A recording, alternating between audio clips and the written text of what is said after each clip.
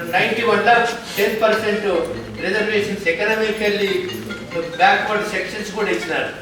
ఇది సుప్రీంకోర్టులోకి వచ్చింది. అప్పుడు పెద్ద ఎడ్యుకేషన్ వచ్చింది. మీ అందరికి తెలుసు, ఈ మండల్ కమిషన్ రిపోర్ట్ మనం ఇంప్లిమెంట్ చేస్తామంటే మన వాళ్ళు కూడా బ్యాక్వర్డ్ క్లాసెస్ కూడా ఎడ్యుకేషన్లో పాల్గొన్నారు.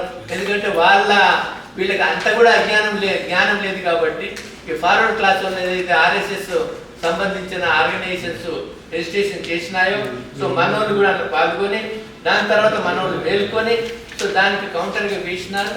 తర్వాత వాళ్ళే ఇంద్రసాని స్క్రీన్ మీద వస్తుంది, దయచేసి అక్కడ చూడండి. ఇటు సార్కి చూస్తున్నారు అందరూ, స్క్రీన్ మీద చూడండి. పీపీటీ స్టార్ట్ అయింది, మీది ఇక్కడ చూస్తున్నారు. ఓకే, స్క్రీన్ మీద చూస్తే బాగా అర్థమైంది. Thank you. సో ఆ మండల్ అయితే 2 మెమరాండమ్స్ గవర్నమెంట్ ఆఫ్ ఇండియా ఇచ్చిన మెమరాండమ్స్ ని ఇంద్రసాని అనేటువంటి వ్యక్తి ఆయన సుప్రీంకోర్టులో కేసు వేసినారు. అది దాన్ని మండల్ కేసు అంటాము, ఇంద్రసాని కేసు అంటాము. ఆ ఇంద్రసాని కేసు 16/11/1992లో డిసైడ్ అయింది. 27% రిజర్వేషన్స్ అది ఇంప్లిమెంట్ చేయొచ్చును, కానీ 50% దాటకూడదు. అంటే upper ceiling limit was impose first time by the supreme court of India. 50% అనేది ఎక్కడ లేదు రాజ్యాంగంలో, కానీ వాళ్ళు పెట్టినారు 50% reservations మించకూడదని.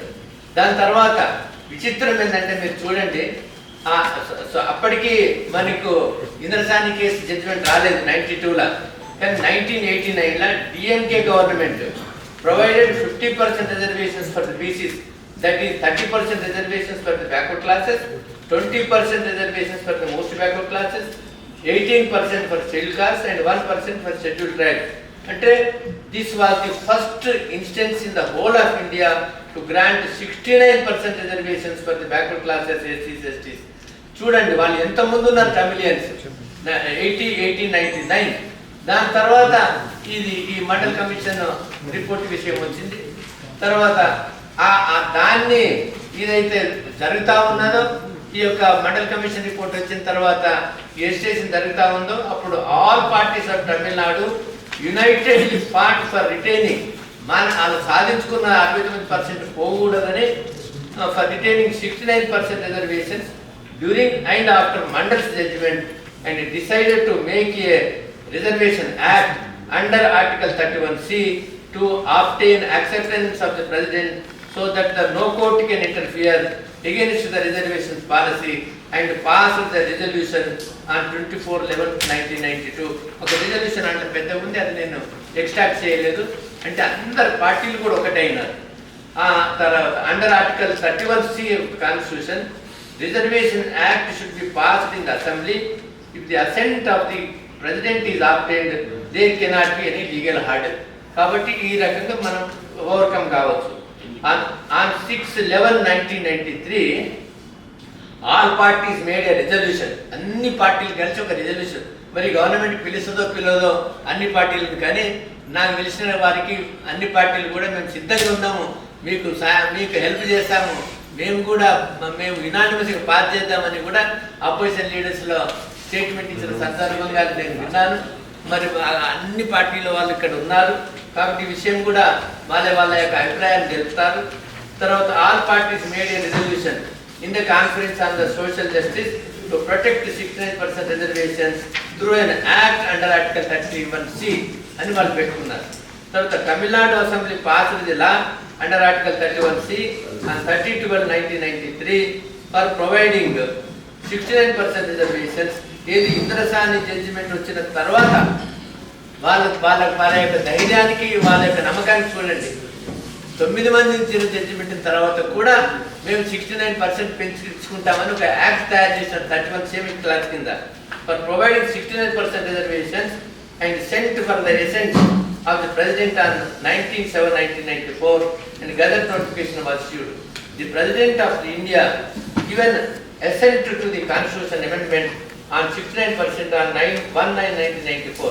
Tamil Nadu 69% reservation act included in the 9th schedule of the constitution amendment. So అది ఆ రకంగా కాన్స్టిట్యూషన్ అమెండ్మెంట్ వచ్చినప్పుడు అప్పుడు ప్రెసిడెంట్ ఎవరు ఉంటే శంకర్ దయాళ్ శర్మ ఏడ్చుకుంటూ సంతకం పెట్టినాడు దాన్ని.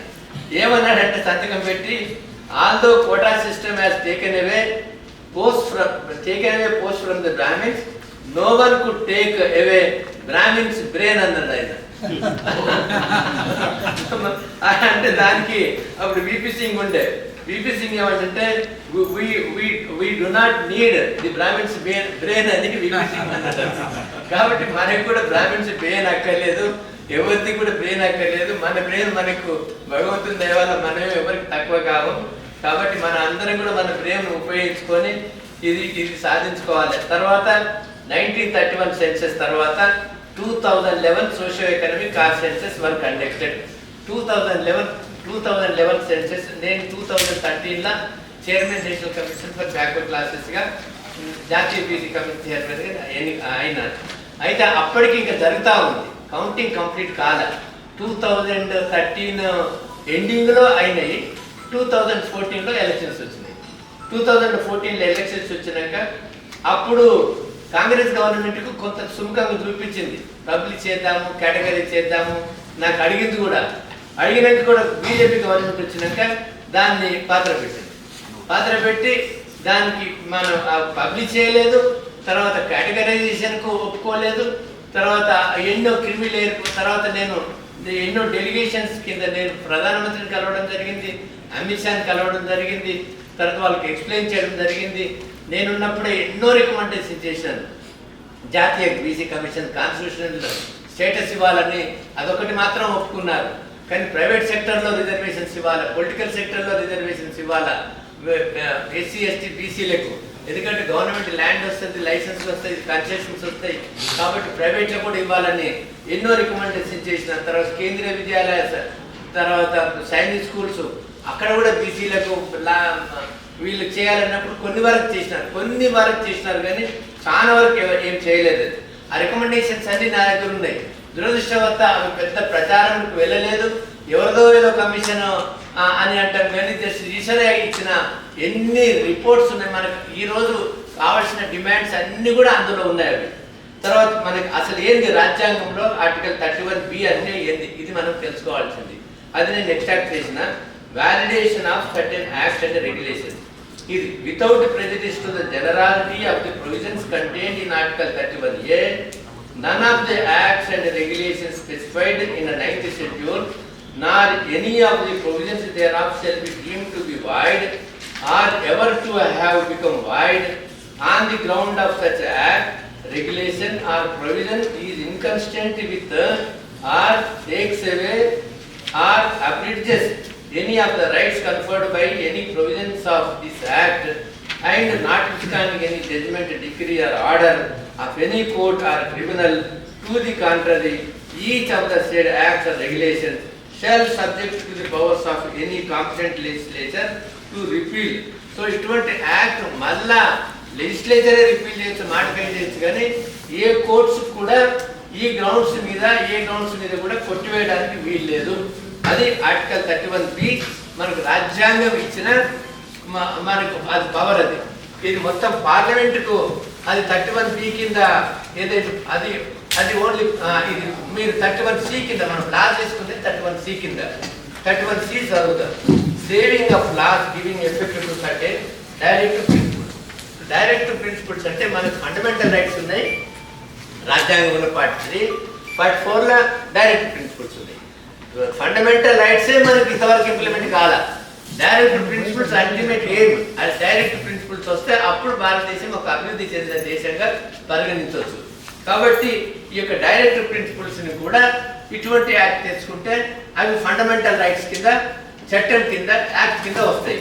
కాబట్టి ఈ సెక్షన్ ఏమంటుందంటే notwithstanding anything contained in article 13 no law giving effect to the policy of the state towards securing all or any principles laid down in part 4, that is direct principles, shall be deemed to be void on the ground of it is inconsistent with or takes away or abridges any of the rights conferred article 14, 19. ఎవడైనా కోర్టుకు పోతే ఏం చేస్తాడు, article 14కి వ్యతిరేకమైంది, ఇది unreasonable, unjustice, నాకు freedom of speech, expression, trade వ్యతిరేకం ఉంది అని వాడని కోర్టుకు పోతాడు. ఆ గ్రౌండ్స్ మీద ఏ గ్రౌండ్స్ మీద కూడా కొట్టివేయడానికి వీల్లేదు.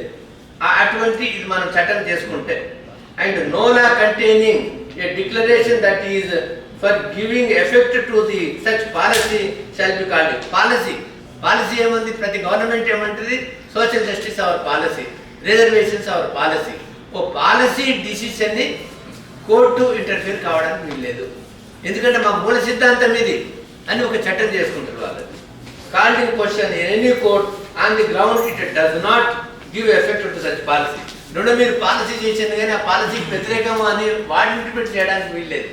అంత పవర్ లెజిస్లేషన్కి ఉంది.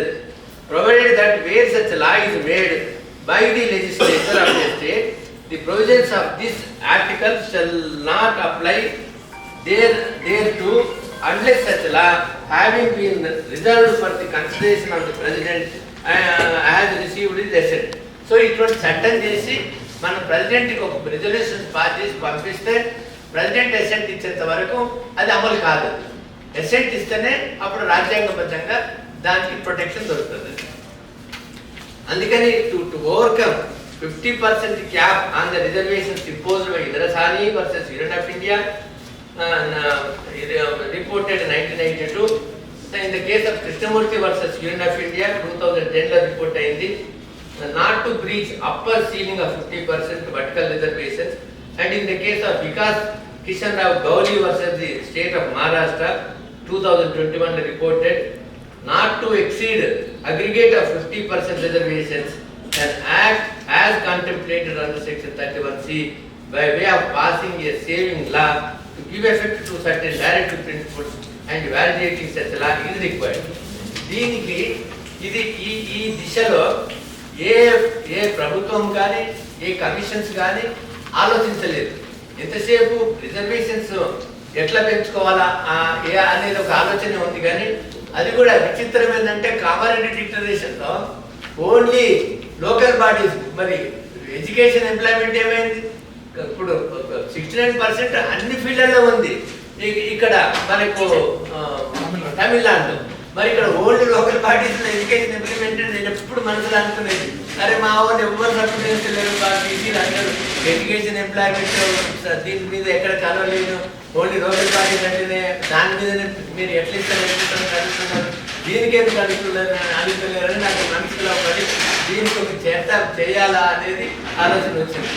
సో ఇప్పుడు 242 ఈ కిందనేమో ఈ పంచాయత్ రాజ్ యాక్ట్ కింద పంచాయత్ రాజ్, 243 టీనేమో మున్సిపాలిటీ.